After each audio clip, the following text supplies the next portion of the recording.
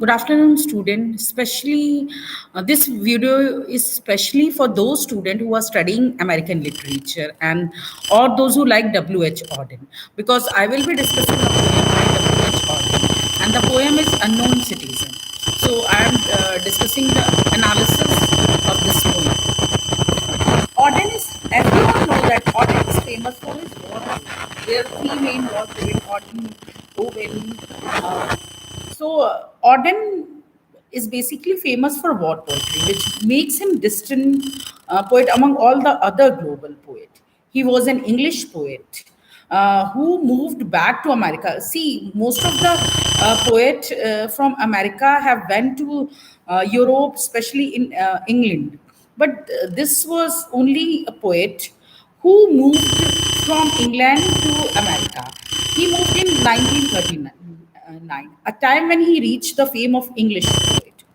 He wrote the poem The Unknown Citizen while he was living in New York, uh, thus giving an evidence of cultural shock which he experienced when suddenly confronted with American style chaos and consumerism. Now, we all know that America is a symbolic figure of consumerism. The poem is written in the voice of fictional government bureaucrat, someone who sits at a desk and shuffle papers, whose decision affects the life of people he has never met. This poem is referred to an unknown citizen whose name has not been mentioned. So there is a unknown listener or a symbolic figure in this poem.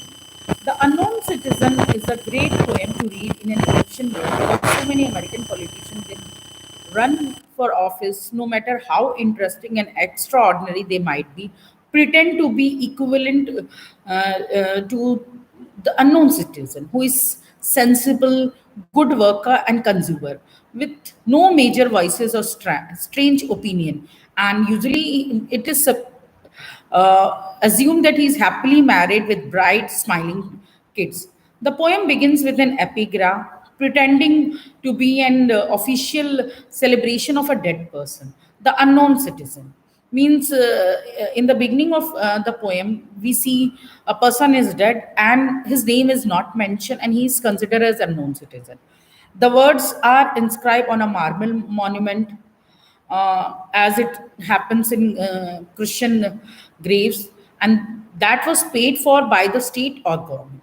The poem consists of several different kind of people and organization who have carried out their investigation regarding character and other detail of the unknown citizen and have given their report. So there are many lines providing that various details have been collected describing his personality. They are giving their opinion in such a way which seems to backhanded compliments. As the line says, he was found by the Bureau of Statistics to be one against whom there was no official complaint. So, the not so friendly sounding Bureau of Statistics says that no official complaint was ever made against him. Means he was a good guy. More than that, the guy was a veritable saint whose good deed includes serving in the army and not getting fired. So this was also a merit. This was is always considered as a merit of an individual. He belonged to a union and paid all his dues. Was friendly with friends and colleagues, and he liked to have a drink from time to time with them. His list of stirring accomplishment goes on. He bought a newspaper. He used to buy a newspaper and had normal reaction to advertisement. As the line quotes, the press are convinced that he bought a paper every day and that his reaction to advertisement were normal in every way. Means this is a fine example of American consumerism, buying a newspaper and giving reaction to advertisement. Then the report says that he went to the hospital once, we don't know what for, but came out cured. He bought a few expensive household appliances, which show that he was a good housekeeper.